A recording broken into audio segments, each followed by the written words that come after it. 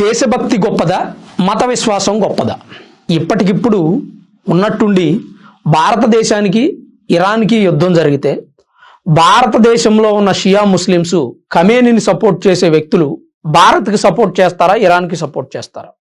ఈ విషయాన్ని ఈ వీడియో పూర్తిగా చూసిన తర్వాత మీరే కామెంట్ చేసి చెప్పాలి.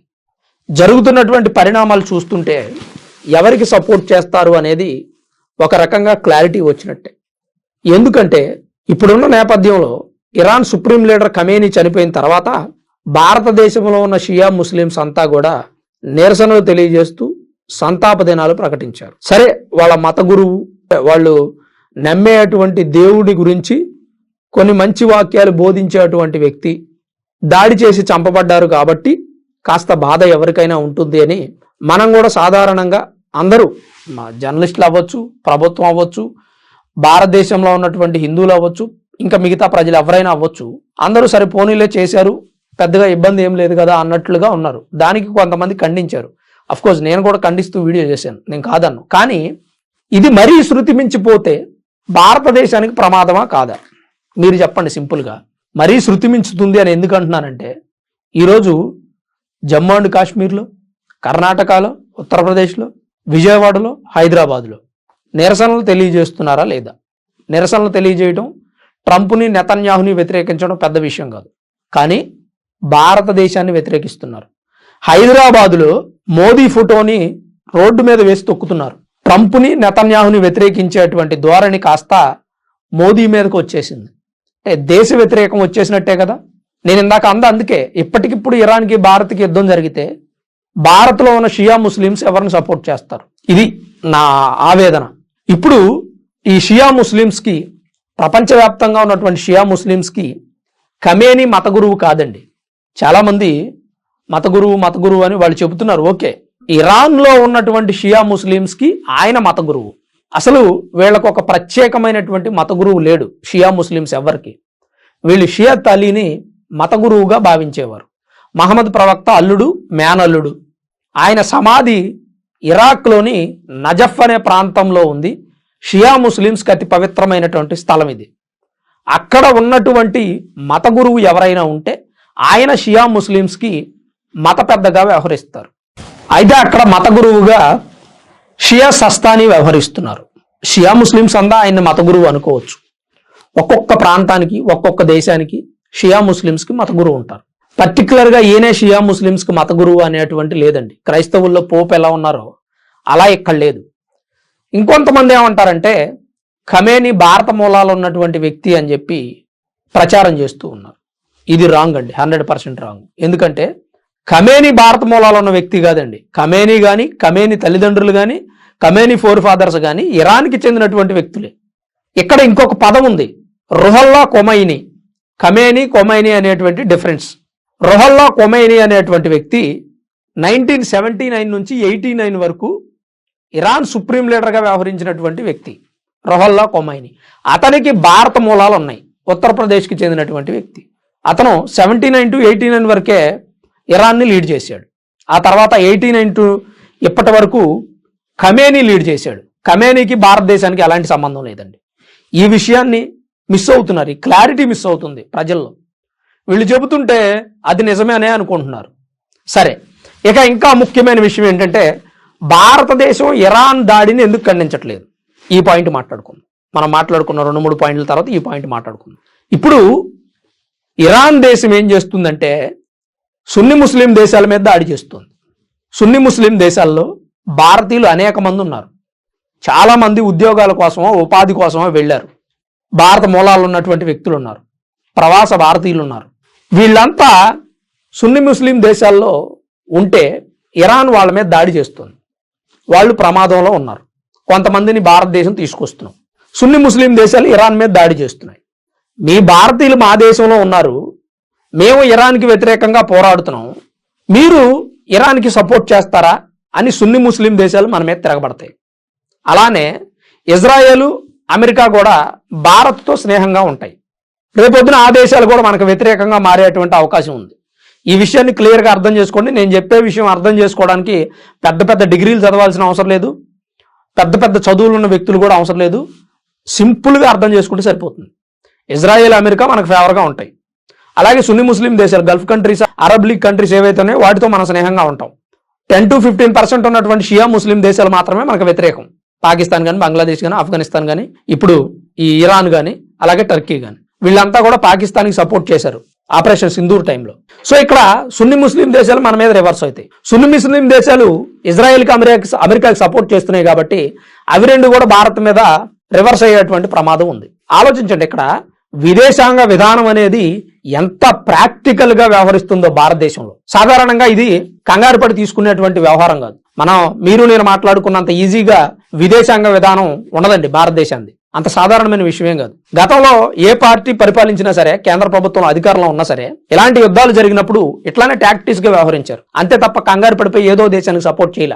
గతంలో భుట్టో చనిపోయినప్పుడు కానీ, సద్దాం హుసేన్ చనిపోయినప్పుడు కానీ, నేను ఒక ప్రీవియస్ వీడియోలో చెప్పాను, గడాఫీ లిబియా దేశానికి చెందినటువంటి ప్రధాని, ఆయన చనిపోయినప్పుడు కానీ మన ప్రభుత్వాలు తక్షణమే స్పందించలేదు. జస్ట్ దిగ్భ్రాంతి వ్యక్తం చేస్తున్నాం అని అన్నాం అంతే. ఎందుకంటే షియా ముస్లిం కంట్రీస్ ఇరాన్కి సపోర్ట్ చేస్తున్నాయి, సున్నీ ముస్లిం దేశాలన్నీ కూడా అమెరికాకి సపోర్ట్ చేస్తున్నాయి. ఇప్పుడు భారతదేశం మీద వ్యతిరేకత వస్తుంది. అరుగుల మీద కూర్చొని మాట్లాడుకున్నట్లుగా దేశాల మధ్య ఉన్నటువంటి వ్యవహారం ఉండదండి. చాలా తేలిక మాట్లాడడానికి. కొంతమంది అంటారు, ప్రధాని నరేంద్ర మోదీ ఇరాన్కి సపోర్ట్ చేయొచ్చుగా, ఎందుకు ఖమేనీని చంపించారు దగ్గరుండి అని అంటారు. ఖమేనీని చంపమంటే అమెరికా చంపదండి, ప్రధాని చెప్తే చంపదు, వద్దు ఆపండ్రా అంటే ఆపదు. అది అమెరికాకి, అలాగే ఇజ్రాయెల్కి, ఇరాన్కి తరతరాల నుంచి ఉన్నటువంటి పగది. నేను నిన్న చెప్పాను ప్రీవియస్ వీడియోస్ లో, వాళ్ళకి ఇస్లాం మతం, యూదు మతం, ఇజ్రాయెల్ మతం పుట్టిన దగ్గర నుంచి ఉంది వీళ్ళ వివాదం. ఇవాళ పుట్టింది కాదు ఇది. మహమ్మద్ ప్రవక్త షియత్ అలీ నుంచి ఉంది. ప్రధాని నరేంద్ర మోదీ చెప్తే ఆగరండి. మనకు సపోర్ట్ చేస్తున్న దేశాలను మనం వదులుకోలేము. ఎందుకంటే ఆ దేశాల్లో మన భారతీయులు ఉన్నారు. భారతీయులు అంటే హిందువులు, క్రిస్టియన్స్ కాదండి. భారతీయులు అంటే భారతీయులే. నిన్న ఎక్కువ మందిని గల్ఫ్ కంట్రీస్ నుంచి భారతదేశానికి తీసుకొచ్చారు. వాళ్ళలో ఎక్కువ ముస్లింస్ ఉన్నారు కదండి. మన కేంద్ర ప్రభుత్వం ఏమన్నా మీరు ముస్లింస్ కదా, ఇరాన్ వెళ్ళిపోండి, లేకపోతే సున్నీ ముస్లింస్ కదా, గల్ఫ్ కంట్రీస్ లోనే ఉండిపోండి, మీరు సేఫ్ అని అక్కడే ఉంచలేదండి, భారతదేశానికి తీసుకొచ్చింది. ఎందుకంటే ఇరాన్ దారుణంగా దాడి చేస్తుంది ఇజ్రాయెల్ మీద, గల్ఫ్ కంట్రీస్ మీద. అమెరికా మిలిటరీ స్థావరాలన్నీ గల్ఫ్ కంట్రీస్ లో ఉన్నాయి, వాటిని లేపేస్తుంది. మరి ప్రమాదంలో పడేది మన భారతీయులే కదండి. అందుకని కేంద్ర ప్రభుత్వం వెనక్కి తీసుకొచ్చింది. సరే, ఇక ఇప్పుడు ఇరాన్కి ఎందుకు సపోర్ట్ చేయట్లేదు అనేది మీద ఇంకొక పాయింట్ మాట్లాడదు. ఆర్టికల్ 370 రద్దు, సిఏఏ అమెండ్మెంట్లు కానీ, అలాగే జమ్మూ అండ్ కాశ్మీర్ విషయం కానీ, వీటన్నిటి మీద కూడా ఇరాన్ సుప్రీం లీడర్ ఖమేనీ భారతదేశానికి వ్యతిరేకంగా మాట్లాడాడండి. ఇది నేను చెప్పింది కాదండి, నేను సొంతంగా చెప్పట్లేదు, మీరు ఇంటర్నెట్ లో వెతుక్కున్నా సరిపోతుంది. ఆర్టికల్ 370 అబౌట్ ఖమేనీ అని కొట్టారనుకోండి, అతను ఏం మాట్లాడాడో మీకు వస్తుంది. దానికోసం నేను చెప్పే పని ఏమి లేదు. చాలా మంది ఎడ్యుకేటెడ్ పర్సన్స్ ఉంటారు, నాకంటే బాగా చదువుకున్న వ్యక్తులు కూడా ఉంటారు. ప్రతి విషయంలోనూ భారత్కు వ్యతిరేకంగా ఖమేనీ మాట్లాడాడండి. ఇది 100% నేను చెప్తున్నాను, నేను చదివాను, తెలుసుకున్నాను కాబట్టి చెప్తున్నాను. కాదనే వ్యక్తులు కామెంట్ చేయండి. అలాగే బయట ప్రపంచ దేశాల్లో కొన్ని చోట్ల ముస్లింలు వివక్ష ఎదుర్కొంటున్నారు, అది భారత్ లో కూడా జరుగుతుందని చెప్తున్నాడు ఖమేనీ. చెప్పాడు, భారత్ లో ముస్లింస్ వివక్ష ఎదుర్కొంటున్నారా అండి? ప్రత్యేకమైన రిజర్వేషన్లు ఇచ్చి వాళ్ళని ఎంత బాగా చూసుకుంటున్నామండి భారతదేశంలో? ఒక్కసారి చెప్పండి గుండె మీద చేసుకుని. మరి ఖమేనీ మాట్లాడిన మాటలు ఎందుకు సపోర్ట్ చేస్తున్నారండి? తప్పు కదండి. సరే, 1 రోజు 2 రోజులు అంటే మీ మత గురువు అని మీరు భావిస్తున్నారు కాబట్టి మీ మనసులో ఏదో బాధ ఉంటుంది. మేము కూడా దాన్ని తప్పకుండా సాధారణంగా ఆహ్వానిస్తాం. ఆహ్వానించలేని వ్యక్తులు, కొద్దిగా ఆవేశపరులు ఎవరైనా ఉంటే ఓ మాట మాట్లాడతారు నాకులాగా. కానీ అది కంటిన్యూ అయితే, ఆయన మీద ఉన్న ప్రేమ భారతదేశం మీద ద్వేషంగా మారితే ఏం చేయాలి? దానికి మందేది? కొండనాలక మందేస్తే ఉండనాలక పోయిందంట. మీరు మత గురువు అయినటువంటి మీ ఖమేనీ మీద సంఘీభావం తెలుపుతా దేశం మీద ప్రేమను మర్చిపోతున్నారు. ఎన్ని విషయాల్లో అని సమర్థిస్తామండి. వందే మాత్రం మీరు ఫుల్ సాంగ్ పాడనన్నారు, అది మీ మత సిద్ధాంతాలకి వ్యతిరేకం అన్నారు. Okay, I agree. But full song పాడకపోయినా పాత చరణాలు 2 పాడొచ్చు కదండి. మరి అది పాడరు. ఇక్కడ మత విశ్వాసం గొప్పదా, దేశభక్తి గొప్పదా అంటే మత విశ్వాసానికే ఫస్ట్ ప్రయారిటీ ఇస్తా ఉన్నారు మీరు. మరి ఫస్ట్ దేశభక్తే మాకు కావాలి, అవసరమైతే మతాన్ని వదిలేస్తామంటున్నారు దేశంలోనూ భారతీయులు. మరి దీన్ని ఎట్లా చూద్దాం? ఇంకా దారుణమైన విషయం ఏంటంటే, నేను ఆల్రెడీ చెప్పాను, హైదరాబాద్ లో ప్రధాని నరేంద్ర మోదీ ఫోటోలను రోడ్డు మీద వేసి తొక్కుతున్నారు, డౌన్ డౌన్ అంటున్నారని. అదొకటి. అది కాకుండా అసలు మేమంతా ఇరాన్కి చెందిన వాళ్ళని, మమ్మల్ని ఇరాన్ పంపించండి అని చాలా మంది ముస్లింస్ నిన్న ఇవాళ సోషల్ మీడియాలో మాట్లాడుతా ఉన్నారు. మరి ఇది ఎక్కడ దారుణం అండి? మీరు నిజంగా ఇరాన్కి చెందిన ఇరాన్ పౌరులైతే ఎక్కడ ఎందుకుంటున్నారు? అప్పుడే భారతదేశంతో మంతనాలు జరిపి వెళ్ళిపోవచ్చు కదా. ఇరాన్ ప్రభుత్వంతో మాట్లాడుకొని వెళ్ళిపోవచ్చు కదా. భారతదేశానికి భారంగా మారటం ఎందుకు సార్? వాస్తవంగా ఆలోచించండి. నా మాట గుచ్చుకున్నట్టుగా ఉంటుంది చాలా మందికి, కానీ నేను మాట్లాడేది వాస్తవం. నా మాటల్లో ఉన్న ఆవేదన అర్థం చేసుకోండి. ఈ భారతదేశంలో ఉంటున్నాం, తింటున్నాం, పన్నులు కడుతున్నాం, స్వతంత్రం కోసం మన పూర్వీకులు పోరాడారు, ప్రాణాలు ఇచ్చారు, ఇప్పటికీ భారతదేశం కోసం ఫైట్ చేస్తూనే ఉన్నాం, దేశభక్తితో బ్రతుకుతున్నాం. మరి అలాంటి వ్యక్తులు మన కోసం మిలిటరీలో మన సైనికులంతా ప్రాణాలు అర్పిస్తూ ఉన్నారు. మన సైనికులు ప్రాణాలు అర్పించేటువంటి ఆ ప్రతిఫలాన్ని అనుభవించడానికి భారతదేశంలో ఉన్నటువంటి దేశభక్తులకి అర్హత ఉంటుంది. మరి అసలు దేశం మీదే భక్తి లేని వ్యక్తులకి, వేరే దేశాన్ని పొగిడేటువంటి వ్యక్తులకి ఈ ఫలాలన్నింటినీ అనుభవించే హక్కు ఉంటుందా? మీరు చెప్పండి ప్రాక్టికల్ గా, నా మాట తప్పైతే. లేనప్పుడు ఎలా వీటన్నిటిని వీళ్ళు పొందడానికి అర్హులు? మరి అటువంటిప్పుడు ఆ దేశానికి వెళ్ళిపోవడమే కరెక్ట్. చాలా మంది మేము వెళ్ళిపోతా ఉండే రాని పంపించేయండి అంటున్నారు. మన ప్రభుత్వం ఏం చేస్తుందండి? వాళ్ళందరినీ జజ్జరు కొట్టే ప్రయత్నం చేయకుండా నాకు తెలిసి దయచేసి వాళ్ళందరినీ ఇరాన్ పంపించే ప్రయత్నం చేయండి. ఈ యుద్ధం సమయంలోనే పంపించండి. ఇంకా ఇరాన్ తరపున ఇజ్రాయెల్ మీద, అమెరికా మీద యుద్ధం చేస్తారు, మనకు సంబంధం లేదండి. రేపొద్దున ఒకవేళ మేబీ ప్రపంచ దేశాలన్నీ ఒకటైపోయినాయి, షియా ముస్లిం దేశాలు 4, 5 ఉంటాయి, వాళ్ళు ఒకటైపోతారు, మనం ప్రపంచ దేశాల్లో ఉంటాం. ఇప్పుడు 197 దేశాలు ఉన్నాయి కదండి. 197 కంట్రీస్ లో 7 కంట్రీస్ ఒకవైపు, 190 కంట్రీస్ ఒకవైపు ఉంటాయి. మనం 190 కంట్రీస్ వైపు ఉంటాం.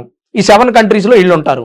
ఇప్పుడు భారతదేశంలో ఉన్న షియా ముస్లిమ్స్ కూడా ఈ 7 కంట్రీస్ లో ఉండి భారతదేశం మీదే యుద్ధం ప్రకటిస్తారు. అదేదో అక్కడికి వెళ్ళిపోయి ప్రకటిస్తే హ్యాపీ. ఇప్పటి వరకు మన దగ్గర ఉండి మన మీద ప్రకటించారనుకోండి, ఇది కట్టప్ప బాహుబలి స్టోరీ లాగే ఉంటుంది. సో దాన్ని ప్రభుత్వాలు గుర్తించాలి.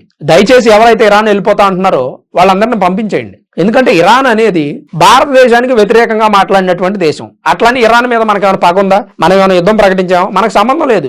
ఇజ్రాయెల్ అమెరికా చేస్తున్నటువంటి యుద్ధం అది, మనకేం సంబంధం అండి? వాళ్ళు చేస్తున్న యుద్ధాన్ని ఆపండ్రా అని చెప్పడానికి మనం ఎవడో, మనకేం సంబంధం? దశాబ్దాల నుంచి వాళ్ళకు ఉన్నటువంటి పగది. యూదుల దేశం అనేది లేకుండా చేయాలని ఇరాన్ అంటుంది, క్రైస్తవులను లేకుండా చేస్తామని ఇరాన్ అంటుంది. మరి యూదుల బలం సరిపోట్లా, క్రైస్తవుల బలం సరిపోట్లా, వాళ్ళిద్దరు ఒకటైపోయారు. సున్ని ముస్లింస్ కి, షియా ముస్లింస్ కి ఎప్పటి నుంచో గొడవ ఉంది కాబట్టి సున్ని ముస్లింస్ యూదులు క్రైస్తవులతో కలిసిపోయారు. షియా ముస్లింస్ అనేవాళ్ళు లేకుండా చేద్దామని వాళ్ళు ప్లాన్ చేసుకుంటున్నారు. ఈ వివాదంలో అసలు సంబంధమే లేని భారతీయులు ఎందుకు దూరాలండి? తలకాయ పెట్టాలండి. తలకాయ పెట్టి తలకాయ లేపేసుకోవాలా? లెగిస్తే బత్తాయిలు అని కామెంట్ చేస్తున్నారు. అఫ్ కోర్స్ బత్తాయిలు అని అనుకుంటే వ్యక్తులు అనుకోండి. ఇక్కడ ఏం హిందువుల గౌరవం ఏం తగ్గదు. విదేశాంగ విధానాన్ని గౌరవించలేని వ్యక్తులు ఇలానే మాట్లాడతారు, చీప్ ట్రిక్స్ ప్లే చేస్తారు. ప్రధాని నరేంద్ర మోదీ ఎందుకు సంతాపం తెలియజేయాలండి? ఎందుకు సంఘీభావం తెలియజేయాలి? ఎందుకు ఆపమని అడగాలి? మత విశ్వాసం గొప్పదా? దేశభక్తి గొప్పదా? ఇప్పటికిప్పుడు యుద్ధం వస్తే ఎవరి వైపు నిలబడతారు? మీ అభిప్రాయాన్ని తప్పకుండా కామెంట్ చేయండి. అలాగే ఇప్పటి వరకు మన వీడియోని ఓపిక్ గా చూసిన మీ అందరికీ ప్రత్యేకించి పేరు పేరున ధన్యవాదాలు.